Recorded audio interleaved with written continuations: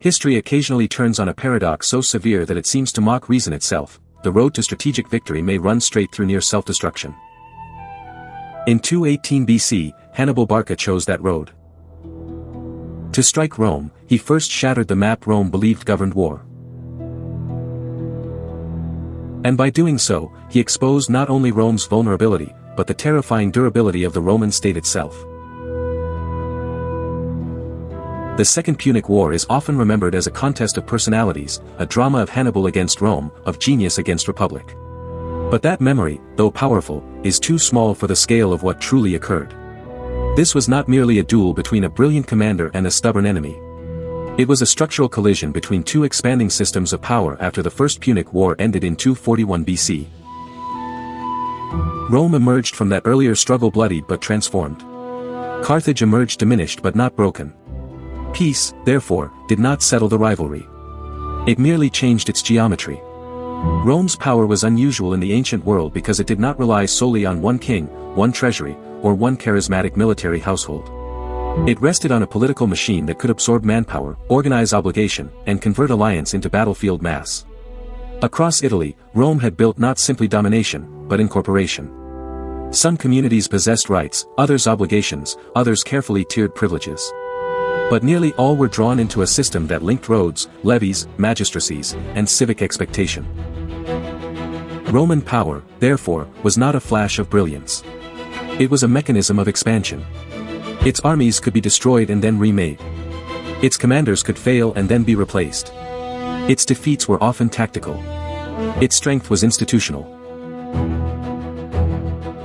Carthage, by contrast, was formidable in a different register.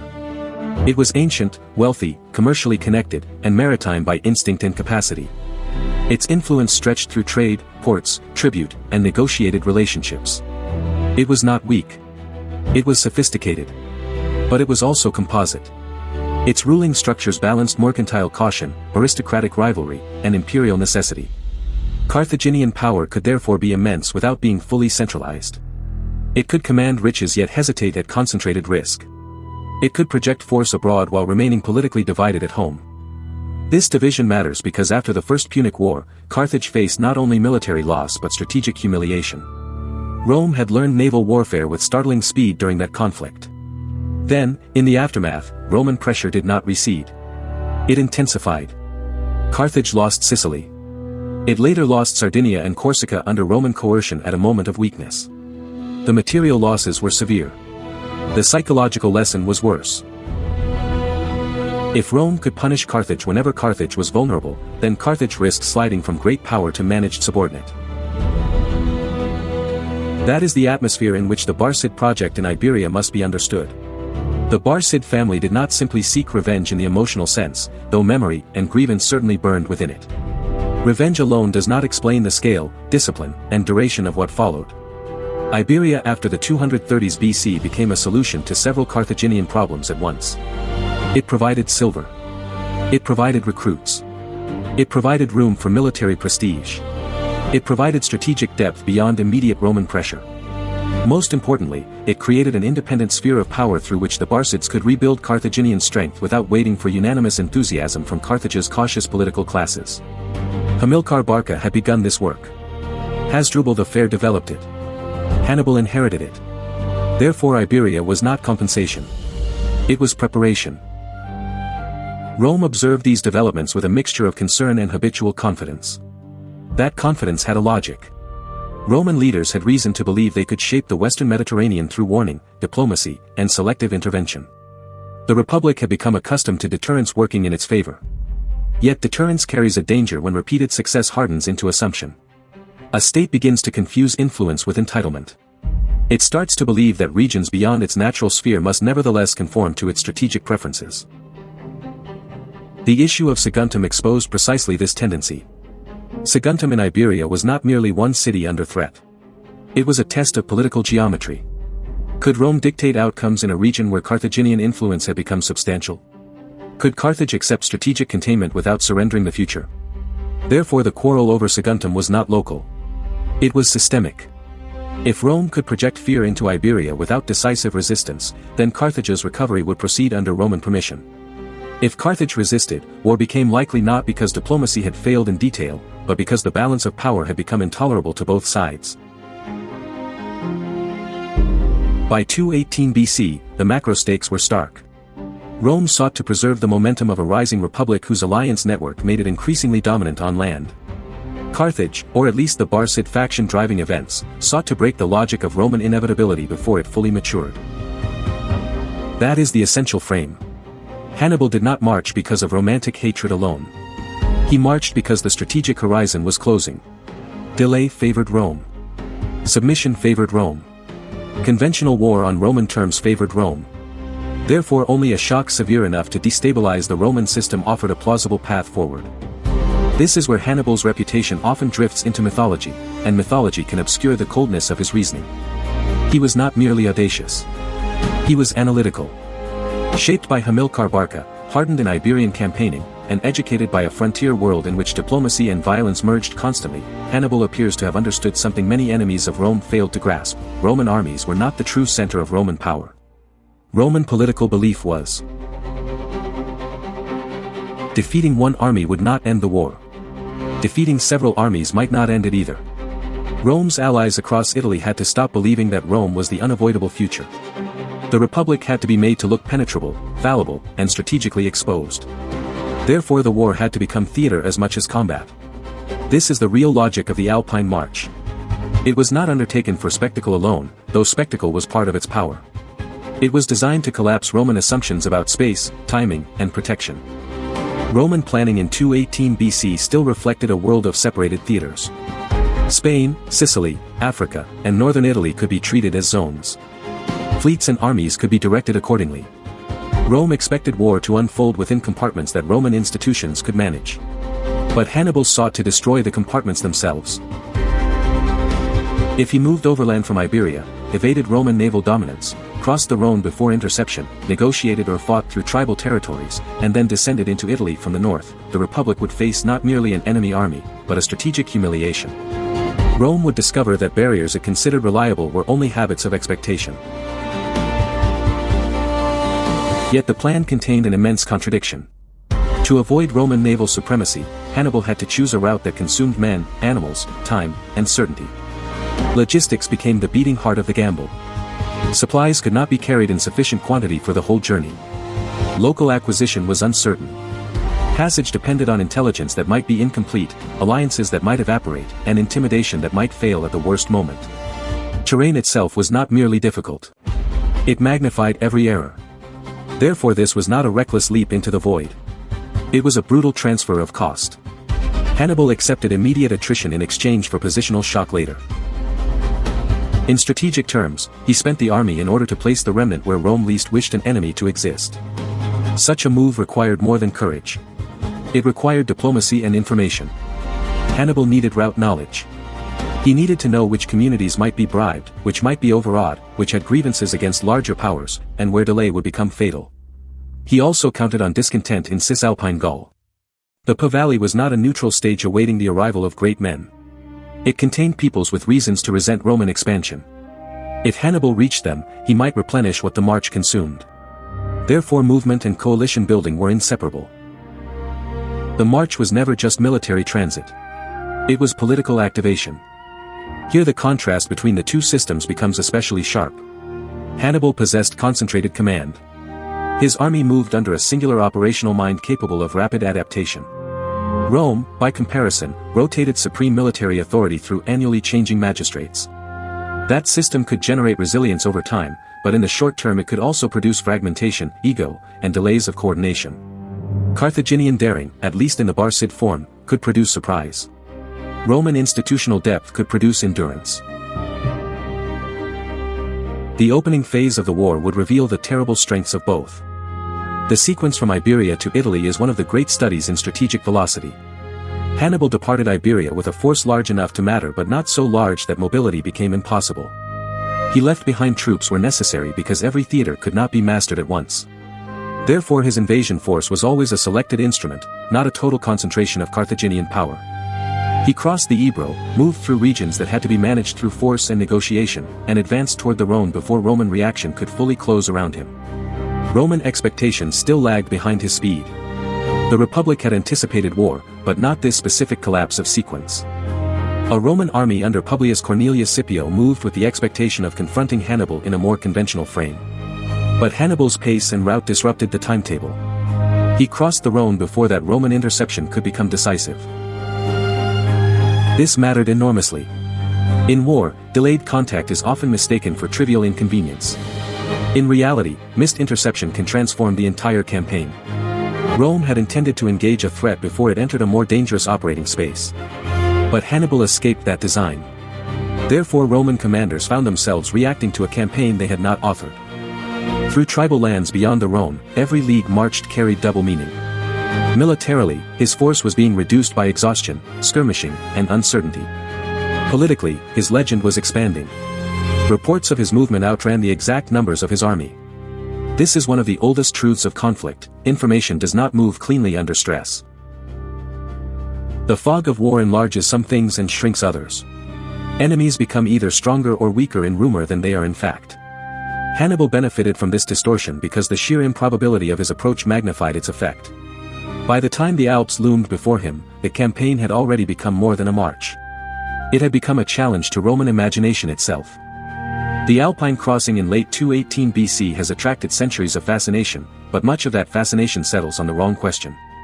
Historians and storytellers have long asked how exactly the crossing happened, by which route, under which immediate tactical pressures, and at what precise human cost. These are serious questions. But they can obscure the larger one. The most important fact is not how Hannibal suffered in the Alps. It is that he emerged from them into Italy at all.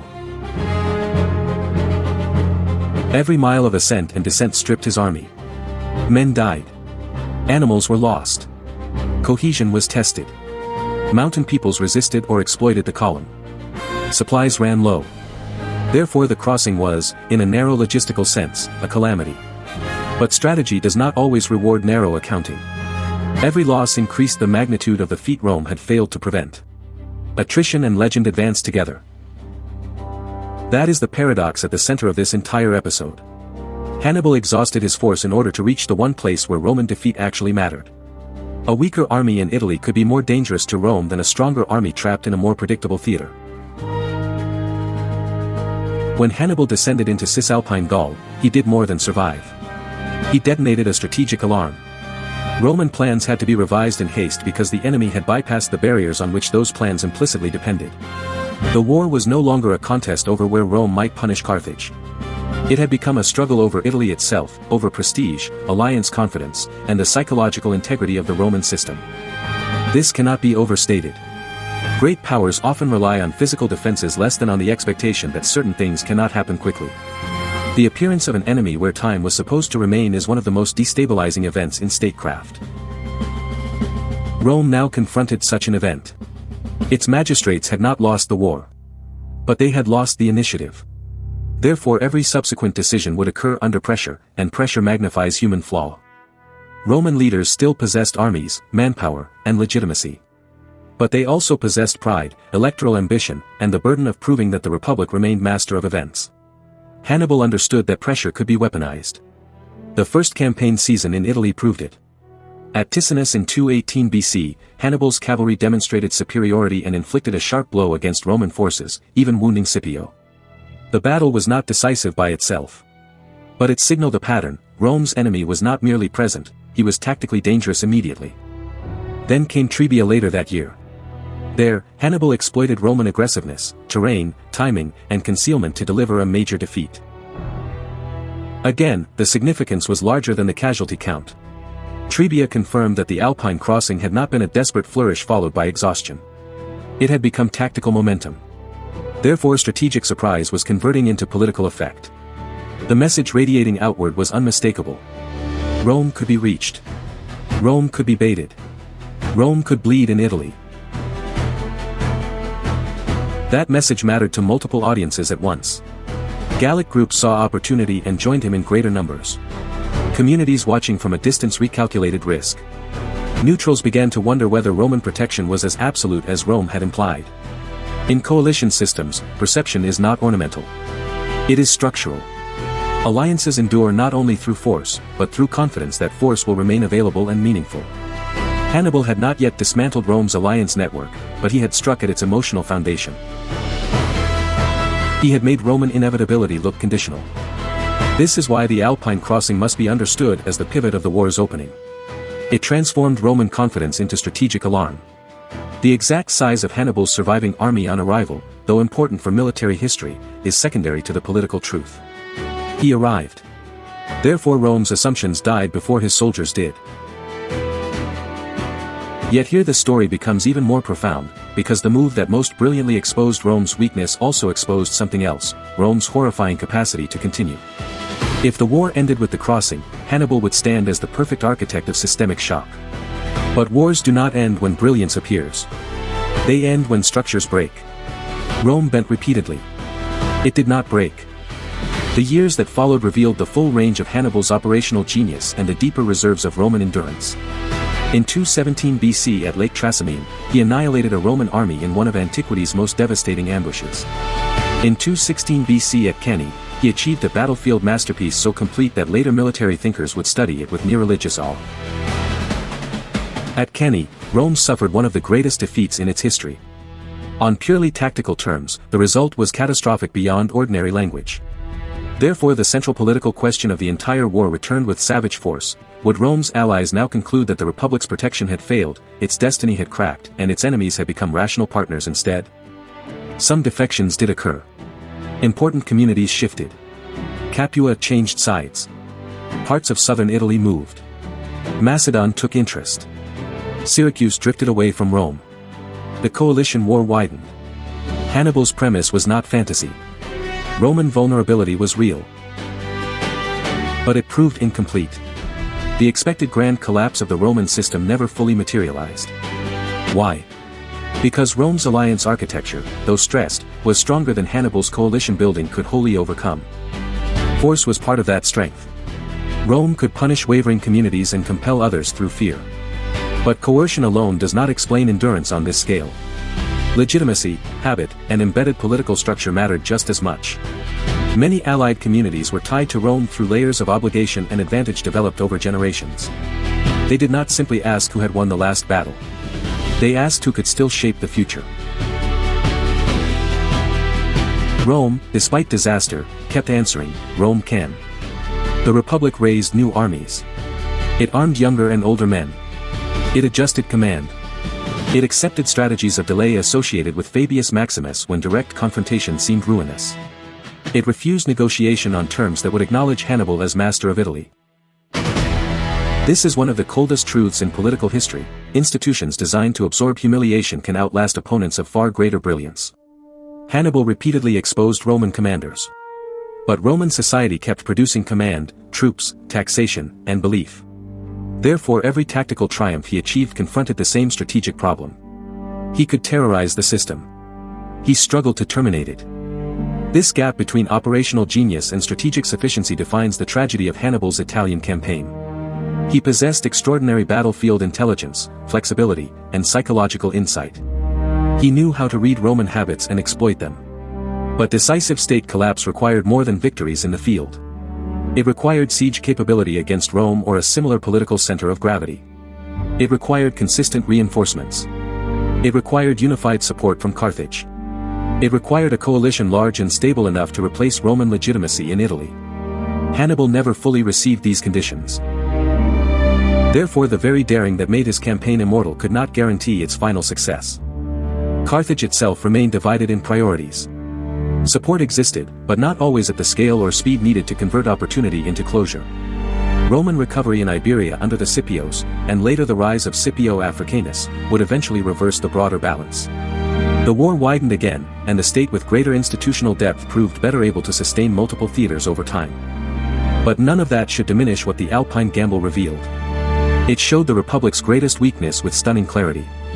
Rome was vulnerable to shock, to intelligence failure, to the collapse of assumptions, and to the vanity of commanders who mistook habit for strategy. At the same time, it showed Rome's greatest strength. The state could suffer blows that should have ended most powers and still continue to mobilize. It could learn, slowly and expensively. It could endure embarrassment without surrendering legitimacy.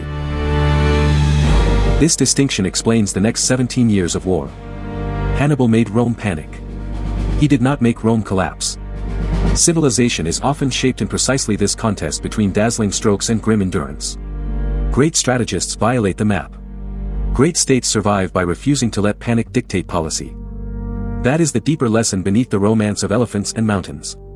The crossing of the Alps was not a heroic postcard from antiquity. It was a study in asymmetry, deterrence failure, intelligence blind spots, and coalition warfare. It exposed how impossible actions become possible when one side is willing to spend lives, time, and certainty at a scale the other side had dismissed as irrational. This remains painfully modern. States still overestimate the protective value of established categories. They still imagine that geography, doctrine, or institutional routine can contain an adversary determined to rewrite the terms of engagement. They still separate theaters that an opponent intends to fuse. They still trust deterrence after deterrence has quietly become provocation. And when the shock comes, the first battle is often not material but psychological. Can the system continue to believe in itself after the impossible has occurred? The verdict, then, is severe. Hannibal's march broke the map, broke Roman assumptions, and produced one of the greatest campaigns of strategic shock in history. It succeeded magnificently at exposure. It failed ultimately at final overthrow. Rome paid in blood on a scale that nearly defies comprehension. Carthage, in pursuing the one strategy bold enough to challenge Roman ascent, spent its finest commander in a war the state could not fully support to decisive conclusion. Therefore the ultimate outcome was not a simple triumph of one side's virtue over the other's vice. It was the victory of a harsher kind of power, a political system able to metabolize catastrophe. The true cost was borne by the Mediterranean world itself, by cities coerced into choice, by allied peoples trapped between empires, by generations consumed so that a larger order could emerge under Roman supremacy. The modern mirror is impossible to ignore. Modern society still praise innovation and decisive action, often with good reason. But history repeatedly demonstrates that shock, however brilliant, is only half of power. The other half is the institutional capacity to survive humiliation without disintegrating. This episode warns against complacency in strong states and against romantic overconfidence in disruptive genius. It teaches that intelligence failures are often failures of imagination. It teaches that coalitions fracture less from one defeat than from sustained loss of confidence. It teaches that audacity can seize initiative but may still die before bureaucracy, manpower, and political legitimacy do. Above all, it reveals something unsettling about human nature. People and states alike often mistake what has not yet happened for what cannot happen. Then, once the impossible happens, panic tempts them toward either surrender or self-destruction.